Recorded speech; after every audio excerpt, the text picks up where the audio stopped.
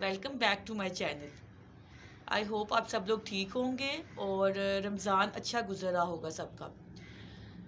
जी, आज का जो टॉपिक हमने डिस्कस करना है दैट इज़ कि जो बच्चे नॉन वर्बल होते हैं, जिनमें स्पीच नहीं होती, उन बच्चों में हम लोग किस तरह से हेल्प कर सकते हैं, उन बच्चों को काम डाउन करने के लिए, उन बच्चों को कम्युनिकेट करने के लिए हम लोग किस तरह से हेल्प कर सकते हैं।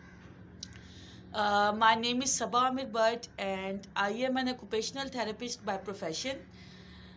So dear parents, इस चीज़ को हमने अंडरस्टैंड करना है कि हमारे वो बच्चे जिनमें स्पीच नहीं है, उन बच्चों के अंदर हम लोग किस तरह से उनकी कम्युनिकेशन को इम्प्रूव कर सकते हैं, उनकी हाइपर एक्टिविटी को किस तरह से कंट्रोल कर सकते हैं और उनको काम डाउन कैसे कर सकते हैं।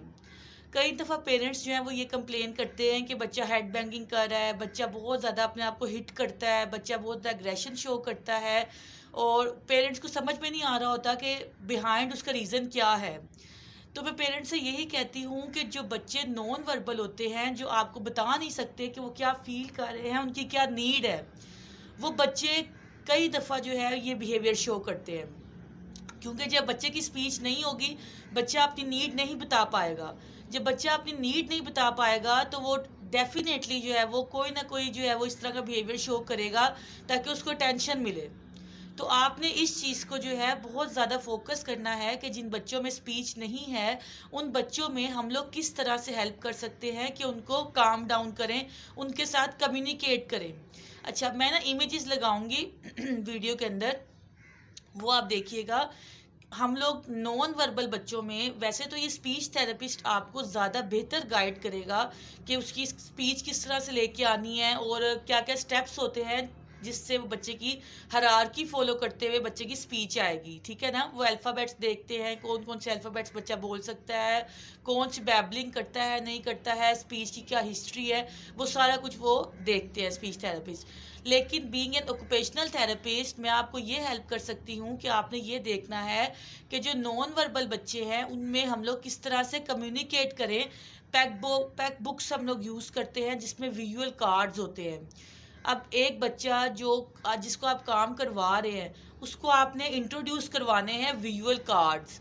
अब विजुअल कार्ड्स क्या करते हैं, फ़र्ज़ करें बच्चे को कोई चीज़ चाहिए है, आपने बच्चे के जो भी बच्चे की नीड्स होती हैं, बच्चे की जो भी फूड आइटम्स, उसकी जो रिइंफोर्समेंट है, जो भी इस तरह की चीज़ें हैं, वो आपने एक बुक में लगा देनी है। It's a sort of book होती है, जिसमें विजुअल इमेज है वो अटैच होती है वेलक्रो के साथ। उसमें ये होता है कि आप बच्चे को हर सेशन में जैसे डेली बेसिस पे आप बच्चे को इंट्रोड्यूस करवाते हैं डिफरेंट डिफरेंट इमेजेस, ठीक है? फ़र्ज़ करें बच्चे को आपको इसकी रिइंफोर्समेंट है या उसको कोई चीज़ पसंद है खाने वाली, वो आपने उसके सामने रखी, उसको इंट्रोड्यूस करवाया कि उसको जब वो नीड हो तो वो आपको वो कार्ड दे, ठीक है? हर चीज़ आप प्रैक्टिस के साथ बच्चे को लर्न करवाते हैं। तो अगर आपने विजुअल कार्ड्स बच्चे को लर्न करवाने हैं तो उसके लिए बेहतरीन तरीका ये है कि आप डेली बेसिस पे उसको 2 से 3 कार्ड जो है वो इंट्रोड्यूस करें। ठीक है? उसके सामने वो रखें, उसको बार-बार बताएँ। इसी तरह से आप बच्चे को टॉयलेट ट्रेन भी कर सकते हैं। कई दफ़ा ऐसा होता है पेरेंट्स कहते हैं कि हमें नहीं समझ आती कि हम बच्चों को किस तरह से टॉयलेट ट्रेन करें। क्योंकि बच्चा वर्बल नहीं, बच्चा बोलता नहीं है। तो बच्चे बच्चे को हम किस तरह से समझाएँ, उसको अपनी बात किस तरह से बताएँ कि हम आपने वॉशरूम में वॉशरूम करना है। उसके लिए विजुअल कार्ड जो है वो बहुत इंपॉर्टेंट रोल प्ले करते हैं। वो आप बेशक अपने वॉशरूम के बाहर डिस्प्ले कर दें, बच्चे को आप वैसे हाथ में दें, बच्चे को जब भी नीड हो आप उसको विजुअल कार्ड दिखाएँ। जितना बच्चे को विजुअल कार्ड दिखाते हैं, बच्चे को उतना ही समझ में आएगा कि बच्चे ने जो है वो करना है। ठीक है ना? वॉशरूम जो है वो टॉयलेट में जाके करना है, ठीक है? इसी तरह से विजुअल कार्ड जो है वो आप लोग उसको डेली उसकी जो एक्टिविटीज़ होती हैं उसके उसका खाना-पीना हो गया, उसने कपड़े चेंज करने हैं या अगर आप फ़र्ज़ करें उसको कहीं पार्क में लेके जा रहे हैं तो आप पार्क का विजुअल कार्ड बनाएँ। जैसे उसको नीड हो, जैसे वो जाना चाहता है, एक तो है ना कि आप खुद लेके जा रहे हैं, अगर वो खुद जाना चाहता है तो आप वो उस आपको कार्ड दे के भई उसने जाना है पार्क में, ठीक है ना? वो कार्ड आप इंट्रोड्यूस करवाएँ, ठीक है?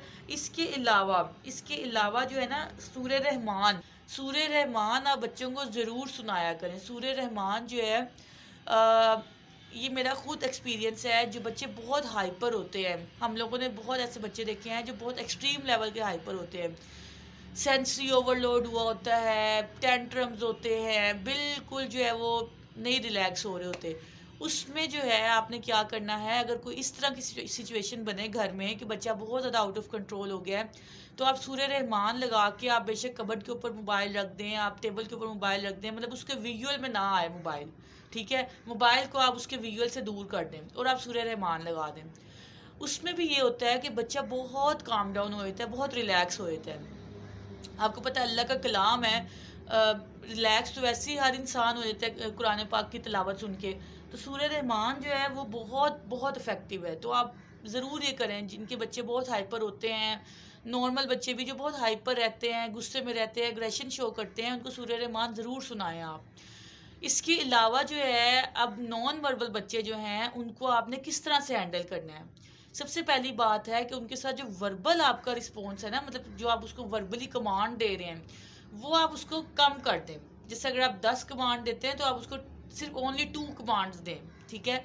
जितना आप उसके साथ जो है आप उसको वर्बल कमांड्स की बजाय आप उसको विजुअल दिखाएं, कार्ड्स दिखाएं, वैसे आप उसको काम डाउन करें, उसको डीप प्रेशर दें आप बच्चे को, ठीक है। उससे ये होता है कि बच्चे के अंदर एक सेंस आती है, कॉन्फिडेंस आता है कि मुझे कोई हार्म नहीं कर रहा। अगर आप फ़र्ज़ करें थेरेपी करवा रहे हैं, सेशन कर रहे हैं, या आप घर में सेशन ले रही हैं, एक्सरसाइज करवा रही हैं, तो आप पहले उसको रिलैक्स हो। मैंने कई दफ़ा ऐसा देखा है कि जो बच्चे मॉडरेट टू स्वेयर लेवल पे होते हैं, कई दफ़ा ऐसा होता है कि थेरेपिस्ट सेशन लेने लगा है या मदर सेशन ले रही है, तो उसको कोई भी जो रिइंफोर्समेंट है उसको उससे दूर कर देते हैं। आपने ऐसा बिल्कुल नहीं करना। देखें, बच्चा आपके साथ सेशन ले रहा है, बच्चा तो ऑलरेडी एक स्ट्रेसफुल कंडीशन में है, ठीक है, उसका एक जो कंफर्ट लेवल है उससे वो निकला है। तो आपने उसकी रिइंफोर्समेंट जो है उसके पास रखनी है। आप time to time Aahista Aahista उसकी रिइंफोर्समेंट को आप ख़त्म करेंगे, आप उसकी रिइंफोर्समेंट को गायब करेंगे। आपने एकदम से उसकी रिइंफोर्समेंट को दूर नहीं कर देना। ना इस तरह वो फोकस कर पाएगा, ना वो सेशन ले पाएगा, ना वो मसाज, ना वो थेरेपी करवा पाएगा, ठीक है। बच्चे को आपने कॉन्फिडेंस देना है, उसको काम डाउन करना है कि भाई मैं हूँ आपके लिए। बिल्कुल आप उसको उसकी रिइंफोर्समेंट दें, उसकी जो भी वो चीज़ पसंद करता है खाने वाली, वो आप यूज़ कर सकते हैं एज अ रिइंफोर्समेंट। रिइंफोर्समेंट जो है ना, रिइंफोर्समेंट बहुत इंपॉर्टेंट रोल प्ले करती है बच्चे के लर्निंग में, ठीक है। दूसरी चीज़ ये है कि नॉन वर्बल बच्चे जो हैं वो अगर बोलते नहीं है ना, तो इसका ये मतलब नहीं है कि वो आपको कोई ना कोई जेस्चर शो नहीं कर रहे। वो आपको कोई ना कोई जेस्चर, कोई ना कोई नॉन वर्बल कम्युनिकेशन वो आपके साथ ज़रूर करेंगे, आपको बताएंगे कि उनकी नीड क्या है, वो क्यों टेंट्रम शो कर रहे हैं, ठीक है, सेंसरी उनकी ओवरलोड कितना हुआ है, वो आपको ज़रूर इस चीज़ का एक सिग्नल देते हैं। तो आपने वो चीज़ों को बहुत कीनली ऑब्जर्व करना होता है बच्चे की। अगर फ़र्ज़ करें सेशन के दौरान बच्चा उठ रहा है बार बार, बच्चा भागना चाह रहा है, तो आप उसको टाइम दें, आप उसको थोड़ी सी ब्रेक दें, उसके बाद दोबारा आप उसको चेयर पे लेके आएँ। ये नहीं करना आपने कि बस आपने सेशन ले रहे हैं तो चेयर पे ही बिठाई रखना है, ऐसा नहीं, ना ही वो कभी सेशन इस तरह लेगा। इस तरह आप भी स्ट्रेस में आएंगे, बच्चा भी स्ट्रेस में आएगा। आपने ये कोशिश करनी है कि बच्चे को आप थोड़ी सी ब्रेक दें, वो उठना चाहता है उसको उठने दें, उसको फिर आहिस्ता आहिस्ता आप पोइम पढ़ के, आप उसके साथ इन्फोर्समेंट यूज़ करके उसको आप चेयर पे लेके आएँ, ठीक है। अच्छा, दूसरी चीज़ ये होती है कि जो बच्चे वर्बल नहीं होते ना, उनमें ये होता है कि उनको म्यूज़िक बहुत पसंद होता है, उनको पेंटिंग बहुत पसंद होती है, ठीक है। आप वही चीज़ें यूज़ करके बच्चे को रिलैक्स और काम डाउन कर सकते हैं, ठीक है। अच्छा, दूसरी बात ये है कि पेरेंट्स कहते हैं कि पैक बुक्स कहाँ से हम बनाएं। अच्छा, इसमें ना आपको साइकोलॉजिस्ट हेल्प करता है। साइकोलॉजिस्ट आपको कार्ड बना के देता है, स्पीच थेरेपिस्ट आपको कार्ड बना के देता है, विजुअल कार्ड्स बच्चे के नीड के अकॉर्डिंग, ठीक है। वो आप बनाएं, आप घर में भी बना सकते हैं, इंटरनेट से आप इमेजेस निकाल के उसको आप लेमिनेट करके आप बुक पे लगा सकते हैं, ठीक है। ये आप ज़रूर करें, और और जितना हो सकता है ना बच्चे के साथ आप मतलब कि बातें करें। जितना हम बच्चे के साथ बातें करते हैं ना, उसकी जो एक होता है हमारे पास एक्सप्रेसिव लैंग्वेज, एक होती है रिसेप्टिव लैंग्वेज। जो उसकी रिसेप्टिव लैंग्वेज है ना, मतलब सुनने वाली जो उसकी लैंग्वेज है, उसमें उसके माइंड में सारे वर्ड स्टोर हो रहे होते हैं जो आप उसके साथ बात कर रहे हैं, ठीक है। अब मेरे पास जो बच्चे आते हैं, अगर वो नॉन वर्बल हैं, मैं उनके साथ फिर भी कम्युनिकेट करती हूँ, बात करती हूँ, नाम लेती हूँ, बार बार बार पॉइंटिंग के थ्रू आप उनको बहुत ज़्यादा लर्न करवा सकते हैं, ठीक है। उसमें ये होता है कि बच्चा बेशक बोल नहीं रहा, लेकिन वो रिसेप्टिव लैंग्वेज में वर्ड स्टोर हो रहे हैं, उसको पता चल रहा है कि मुझे क्या कहा जा रहा है। इंशाल्लाह आहिस्ता आहिस्ता जब उसकी स्पीच आएगी तो उसके वर्ड स्टोर हुए होंगे। आपने ये नहीं करना कि अगर बच्चा बोलता नहीं है तो आप उसको बिल्कुल ही उसके साथ कम्युनिकेट ना करें या सिर्फ कार्ड्स दे के बिठा दें, नहीं। आप जितना हो सकता है उसके साथ आप कम्युनिकेट करें, बात करें, उसको आप उसके साथ पॉइंट्स पढ़ें, ठीक है ना, ताकि वोकैबुलरी उसके अंदर जाए। उसको जो चीज़ चाहिए है वो आपको पॉइंट करके बताएगा। पानी चाहिए या उसको फ़र्ज़ करें उसने बाहर जाना है तो वो आपको पॉइंटिंग करे। उसमें भी आप अगर फ़र्ज़ करें उसको पानी चाहिए है तो आप उसके साथ बोलें मम मम मम मम पानी, इस तरह वर्ड्स को लंबा लंबा करके आप बोलें उसके साथ। आपको क्या चाहिए, पानी चाहिए, आप उसके साथ बोलें। उससे ये होगा कि उसकी वोकैबुलरी में आएगा कि जब मुझे ये चीज़ चाहिए इसको पानी बोलते हैं और मैंने पानी बोलना है। वो आहिस्ता आहिस्ता कोशिश करेगा, ठीक है। आई होप आपको ये चीज़ समझ आई होगी और थोड़ा बहुत क्लियर हुआ होगा आपको। चैनल को सब्सक्राइब कर दें, वीडियोस को लाइक एंड शेयर करें और बेल आइकन बटन भी ज़रूर प्रेस कर दें। Thank you so much. अल्लाह हाफिज़।